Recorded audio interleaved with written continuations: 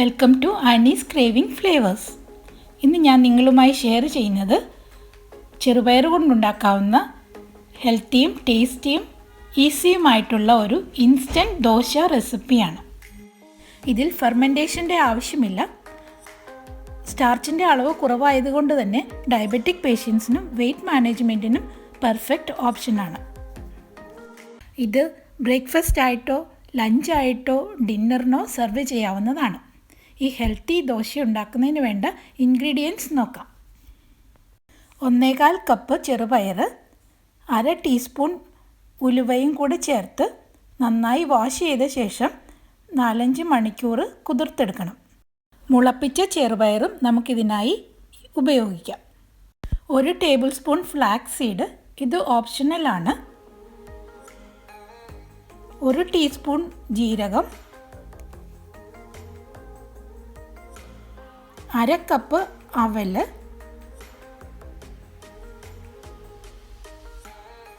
1 teaspoon കായം, ഉപ്പ് ആവശ്യത്തിന്, 2 പച്ചമുളക്, 7-8 ചുവന്നുള്ളി, ഒരു ചെറിയ കഷ്ണം ഇഞ്ചി. ഇതെല്ലാം കൂടി നമുക്ക് അരച്ചെടുക്കണം. നമുക്ക് അവലൊന്ന് വാഷ് ചെയ്തെടുക്കാം. ഇനി നമുക്ക് ദോശയ്ക്ക് ആവശ്യമായ ബാറ്റർ തയ്യാറാക്കാം. ഇതിനായി മിക്സിയുടെ ജാറിലേക്ക് കുതിർത്ത് വെച്ചിരിക്കുന്ന ചെറുപയറും ഉലുവയും ഇട്ട് കൊടുക്കാം. ചെറുപയർ സ്കിന്നോട് കൂടി ഉപയോഗിച്ചിരിക്കുന്നതുകൊണ്ട് തന്നെ ഇത് ഫൈബർ റിച്ച് ആണ്. ഇതിലേക്ക് ഫ്ലാക്സ് സീഡ് ചേർക്കാം. ഇത് ആൻറ്റി ഓക്സിഡൻറ്റ് റിച്ച് ആണ്. കൂടാതെ ഇതിലടങ്ങിയിരിക്കുന്ന ഗുഡ് ഫാറ്റ് കൊളസ്ട്രോളിനെ കൺട്രോൾ ചെയ്യുന്നതിന് സഹായിക്കുന്നു. ഇതിലേക്ക് ചെറിയ ഉള്ളി, ഇഞ്ചി, പച്ചമുളക്, ജീരകം, കറിവേപ്പില, മല്ലിയില അത് ഇഷ്ടമുള്ളവർക്ക് അത് ചേർത്ത് കൊടുക്കാം. കായം, കുറച്ച് ഉപ്പ്, കഴുകി വെച്ചിരിക്കുന്ന അവൽ, അരയ്ക്കുന്നതിന് ആവശ്യമായ വെള്ളം കൂടി ചേർത്ത് നമുക്കിത് തിക്ക് ബാറ്ററായിട്ട് അരച്ചെടുക്കാം.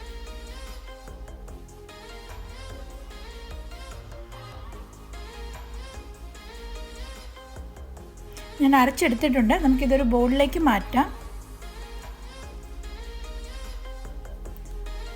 ദോശമാവിൻ്റെ കൺസിസ്റ്റൻസിയിലാക്കി എടുത്താൽ മതിയാകും. ഈ സമയത്ത് ഉപ്പ് ടേസ്റ്റ് ചെയ്ത ശേഷം കൂടുതൽ വേണമെങ്കിൽ നമുക്ക് ചേർക്കാം.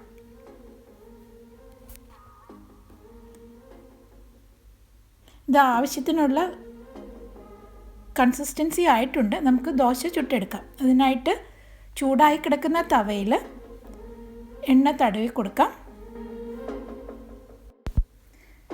തീ കുറച്ച് വെച്ച ശേഷം നമുക്ക് ദോശ ചുട്ടെടുക്കാം. തീ കൂടി നിന്നാൽ നമുക്കിത് സ്പ്രെഡ് ചെയ്യാൻ ബുദ്ധിമുട്ടാണ്. നല്ല തിന്നായിട്ട് ഇത് സ്പ്രെഡ് ചെയ്തെടുക്കാം. ഇത് ചെറു തീയിൽ കുക്ക് ചെയ്തെടുക്കാം. ഇതിൽ എണ്ണയോ നെയ്യോ ഒഴിച്ച് ക്രിസ്പി ആകുന്നത് വരെ കുക്ക് ചെയ്യാം.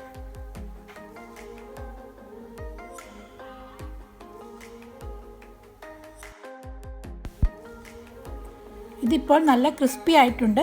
നമുക്കിത് തവയിൽ നിന്ന് മാറ്റാം. ഇത് നമുക്ക് ഇഷ്ടപ്പെട്ട ചട്നിക്കൊപ്പം സെർവ് ചെയ്യാം. അധികമുള്ള മാവ് നമുക്ക് ഫ്രിഡ്ജിൽ സൂക്ഷിച്ച് 2-3 ദിവസം വരെ ഉപയോഗിക്കാം. ഈ റെസിപ്പി നിങ്ങൾക്ക് ഇഷ്ടമായെന്ന് വിചാരിക്കുന്നു. ഇഷ്ടമായാൽ ലൈക്ക് ചെയ്യാനും ഷെയർ ചെയ്യാനും കമൻറ്റ് ചെയ്യാനും സബ്സ്ക്രൈബ് ചെയ്യാനും മറക്കരുത്. വീണ്ടും പുതിയ റെസിപ്പീസുമായി കണ്ടുമുട്ടാം. Till then take care, stay healthy. Thanks for watching.